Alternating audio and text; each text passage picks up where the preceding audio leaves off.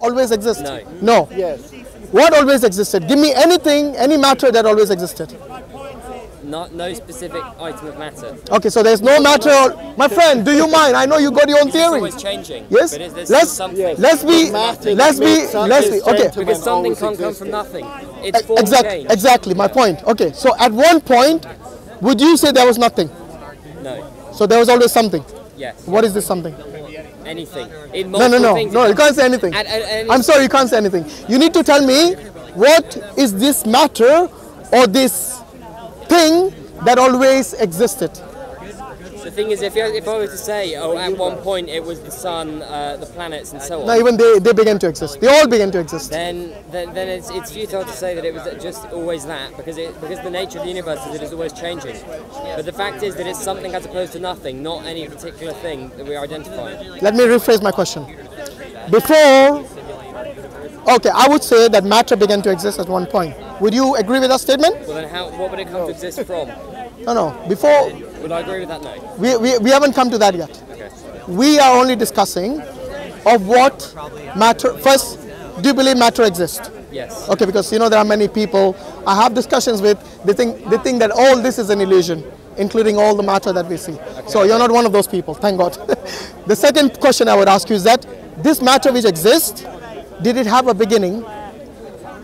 The individual entities, as it is, atoms, molecules, the totality of existence. No, let's not talk about totality. Let's start with each this. individual entity had a beginning. Yes. But the total of existence could not have been caused by anything else, because that cause would be part of existence. So the total of existence didn't have a beginning, but everything within existence had a beginning. Okay, so let me get that right. The totality of existence didn't have a beginning, but every matter had a beginning. Yes. That contradicts your statement.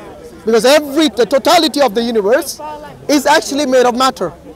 Yes. And if matter had a beginning, then the totality had a beginning. No, but the thing is, am I right? Based on your argument, am I right? If matter is what the universe is made of, and if matter had a beginning, then the universe had a beginning. Even the totality of it. No, I don't agree that I have a contradiction, because for something to change or to begin to exist or to cease to exist, that has a cause, which is another entity acting upon it. Yeah. So everything within the universe, every individual entity, can have a beginning, because within the universe there are other entities that can cause it, that can create it, and that it can go out of existence. But the whole of the universe cannot have a cause, because if that cause existed, either that cause existed or didn't exist. If the cause didn't exist, then the universe doesn't have a beginning, and that's fine. But if there was a cause, then that cause existed, and therefore that cause was part of the universe. So therefore you're saying the universe caused itself. So no. I'm sorry. The universe cannot be caused by anything outside the universe. Why not? Because there is nothing outside the universe. And by universe I mean the totality. Why not? Why do you say there's nothing outside the universe? Because everything that exists is what I'm defining as the universe. But everything that exists began to exist at one point. So there has to be a beginning. No, for every matter. No, because I'm not saying that there was literally one thing out of nothing. I'm saying that there was one thing, then another thing, then another. Well, there's multiple thing or one thing. They all had a beginning, did they not? The Earth, and there was this Earth, then my the friend, moon broke off, and so on. Where there is one thing or multiple things, they all had a beginning. Each individual thing had a beginning, yeah. Yes. So how can you say that totality did not have a beginning? On what basis? Because there's nothing outside, and nothing outside of it. You know why you're saying that totality had no beginning? Because the only way for you to make this sense of this cause and effect is if the cause was, if everything was caused by some cause, then that cause has to be part of this universe. Yes. Isn't it? Okay. What if I told you that was an uncaused cause? I would say, can you please explain that? Yeah, God. God is the uncaused cause. Yeah. Who brought the universe into existence from his ability to bring the universe into existence, because for me God is the one who has the ability to do that. And God, by definition, he was asking, I think the other gentleman was asking me earlier, who created God? You see, God by definition is uncreated, uncaused, yes, eternal, had no beginning and has no end. So by definition of God, who is outside the universe, even before space and time was, actually both space and time are his creations, and so is the universe. So God is the uncaused cause, who is outside the universe, who brought this universe into existence and He's the creator of all this. Well, you see, you can't define something into existence. That you create a definition from what you see. So if I were to define... No, I don't see God. So I do not define God based on what I see. I do not see God. But if I define the Hyde Park volcano as the volcano that's in Speakerscorner without seeing it, it doesn't mean that it exists. I've just defined it. A definition has to be based on what you see, otherwise it's completely meaningless and it's just a sort of spewing of words. Your definitions that you create don't create reality. Your definitions have to be based on reality. Yeah, just like your definition that the totality of the universe did not begin to exist. That wasn't a definition, that was an argument. That argument is baseless. No, it isn't. Really? Form the basis of that argument. Go on. Justify, qualify that argument of yours that the universe, the totality of the universe did not have a beginning. Okay. Because what you're doing is, in order for your, your theory of cause and effect, in order not to basically, refute that particular theory, you have to invent this idea, this concept that the universe always existed. Okay, I'm not inventing it, I'm observing it. No, you cannot observe the universe before it existed, can you? Can't observe, no, because there wouldn't be any, except the universe always did exist. So can you actually see the time before, before, let's say, more than 16 billion years from today? I don't have to be there to sort of... How will you observe it? You said you cannot define something unless you observe it. No. What I see is that everything that exists has a cause. Yeah, but you can't see everything that exists, can you? No. Every individual entity that exists in its particular form, with its particular identity, has a cause, which is another entity acting upon it. Yeah. And therefore I can infer from that all the things I've said. My point exactly. Every cause has to exist, and they can't... So it's an inference rather than you actually observing it.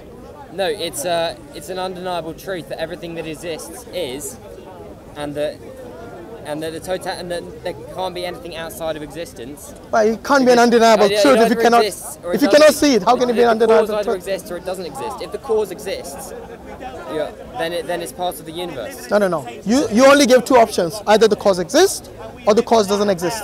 I gave you the third option, an uncaused cause. Yes, but you're just defining that into existence, so it's completely arbitrary. No, I'm not. Sorry. Why can't I define that into existence? Because I'm saying just like your universe, which can always exist, this entity, the uncaused cause, always existed. Yes, but my argument... By inference. No, but you're not inferring that based on anything. My argument is based on inferences of everything that exists. Yeah. Is in its particular form was once caused by another entity of another form, and also the fact that everything that exists, I'm calling the universe, the totality of existence, and therefore that if there can't be a cause outside the universe, because then that would mean the cause wouldn't exist. That is basis of my inference. But didn't you also say... The basis of but what's the basis of your inference? No, hold on. Before that, didn't you also say every matter began to exist? Yes. So if every matter... From form, not from nothing, because nothing can't exist. No, even form. What form was matter in before any... What form was this energy? I think you're trying to use the word energy rather than matter, isn't it? It doesn't matter. Matter, energy. Okay, let's say matter, energy. Okay. Measurements of the same thing. So you're saying energy. The whole point isn't whether it's the sun or the earth or the different type of a gas cloud, the various forms of the matter. The whole point is the difference between something existing and something not existing. Okay, so you're saying matter or energy always existed. It doesn't really matter that it exists in different forms over time. No, but you're making that conclusion based on what? On what basis are you making this conclusion that the matter or energy always existed? By the fact that otherwise you're having something coming out of nothing, except nothing doesn't exist. No, but why do you think that's the only option? Because existence exists. Look. And it's self-evident that existence I think if you narrow it down to only two options, either everything began to exist from something. Every individual entity within it. Hear me out. Let's narrow it down to 2 points. All right. Either everything began to exist from, or was created from something, or from nothing. Yeah. If you can narrow it down to this. Or it never had a beginning at all. It just always existed. Oh, you're talking about the eternal existence of the universe. Yes, of course. Okay. Have you heard of the infinite regression? Yes. How do you get away from that in your eternal model of the universe? I accept it. I accept that the universe has always existed and always... No, but the infinite regression doesn't allow that. Do you know that? You want me to explain that to you? No. I understand that the universe is... What is infinite regression? The universe is necessarily finite, so infinity as such can't No. Infinite regression means what? Infinite regression. I'll deal with infinity first. Regression is just going back, whether in time or space or whatever. But infinity means that the identity of something is indeterminate, which is impossible because everything that exists is infinite means something that doesn't end. Right. Okay? So it has got basically like the numbers. So numbers are abstract, so numbers are infinite. Yeah? Yep. No one can say what is the last number. Yep. Am I right? And but every individual number is finite. And the same thing applies No, to hear me out. My friend, I haven't finished yet. No. I was trying to tell you why your eternal model of the universe doesn't work. Okay? Let me give you an example. An example which I gave to the gentleman earlier. I don't know if you were there, but I don't think you were. So the example is this. Imagine you go to a library to borrow a book. Yes? You're in the queue, and in this queue in front of you, there are infinite number of people. Yeah, therefore we can't get there. Yeah. Will you ever get a book? No. Good. So based on this infinite regression model and the analogy I gave you, you and I and the universe wouldn't exist in that model. No, because you see what I mean? No, but the number series is a great example because although the possibility is expanding it infinitely, at each stage, at each number is finite, and the same thing applies to the universe. That although it can go on infinitely, at each particular point, the universe is what it is, only it continues to change indefinitely. Because otherwise you're going to have something going to nothing, or nothing going to something at either end. No, but the cause and effect problem will still be there. Because if something was there eternally, yes, there has to be an uncaused cause at some point to bring this into effect, to bring the universe. You have to bring it into effect. It just simply is. No. That's not how science works, my friend. I have to bring into effect the world. My friend, that's not how science works. You cannot just say simply is. That's not an explanation. You need to qualify your statement. That is what this universe is, this eternal universe as you're talking about. Yes, at some point, unless it began to exist, it will never exist. Because of the issue of infinite regression, because there is always going to be a cause that is required to bring it into existence. You go back again, one step, another cause you require to bring it into existence. You see, this will be an... And then it goes back. Yeah, exactly. What's the problem with that? The problem is, when will it end? It won't. It will always continue to And because exist. it won, you won't have a cause which caused it. There will be a cause, I just haven't identified it. You won't have the first cause. There is no first cause because it's going to be eternal. Yes, it's eternal. So who caused that cause? We can go on talking about this. Who, but something else. No, okay, what caused? There's no necessary. Okay, I'll tell you what. Forget about who. What caused that cause? That cause in your infinite regression. If the universe in its particular state, what causes it? What you observe? What causes an entity to be in a particular form? What causes the seed to sprout? Well, this thing. What causes that? This thing. This thing. This thing. You'll go infinite. The whole point is that it'll be never ending. The present nature of the universe is determined by the past nature of the universe ad infinitum. And the past of that, and the past of that, and the past of that. Exactly. Yes. But then I have no problem with that. No, the problem is it will never exist. Just like the example of the library where you will never be able to borrow a book. If your argument comes down to saying the universe doesn't exist, then your argument... No, I'm not saying that. No, hold on. I never said the universe doesn't exist. Please. Okay. I'm saying your infinite universe doesn't exist. That's what I'm saying. There's a difference between a finite universe which exists, which is what my belief is, that the finite universe exists, and it does exist, otherwise you and I wouldn't be talking right now. Okay? But this infinite universe doesn't exist because of the issue of infinite regression. And because of this infinite regression, your cause has to have another cause. The difference between infinity in sort of space and time. It's impossible, as you say. Is time and space finite or infinite for you? Time and space, are they finite? The universe is infinite in time, but finite in space. Infinity in space is impossible because everything that exists, just like with the number series, you can say it will expand, but every single piece of it is finite. It has an identity. Therefore, the whole thing is finite. Let me get this right. Wait, before you go further, you're saying the time is infinite, but space is finite. Time doesn't exist apart from the universe. You made this statement. Let me see if I got it right. You said time is not finite, but space is. Space is finite. But time is not. And the universe is infinite. Let me ask you this. Is time finite or not finite? Time is just when you measure between the various entities of the universe, but the universe is obviously you can't measure the universe in time against anything, because otherwise that would exist. You know what you're talking about is just one of the models of the universe. This eternal universe is just one of the models. There are many models of the universe. I think there's about 12 of them or something. So yours is just one of them. And every scientist or every person who have actually looked into this model, yes, they will bring in the issue of the infinite regression. That is one thing this model cannot get out of. Okay. Because you see, if you talk about cause and effect, then what caused this cause earlier? The cause before that. Yes. You cannot just say infinitum. You cannot say that. The reason for that is because in cause and effect there has to be a cause which caused this previous cause, and the cause that caused the cause that preceded that. Yeah. So at what point? Yeah. At what point? At no point. So at no point. There's no evidence, or there's no possibility of nothing causing something. Hence, your universe will never exist. Except it does exist. That's why that model is wrong. The reason that the universe exists is because of the finite model of the universe. That model doesn't require that there be a first cause for the whole universe to exist. That model simply says that the existence exists. No, you cannot just say simply the existence exists. I'm sorry. This is not even scientific. It's not scientific. Everything, it is very. The whole basis of science is that existence exists, and that every not about existence. Entity for it to exist eternally has a cause. And then you can expand that inductively either side. No, you can't. You can't. The reason is that because just like the library, you'll never get the book. Just like the library, you'll never get the book.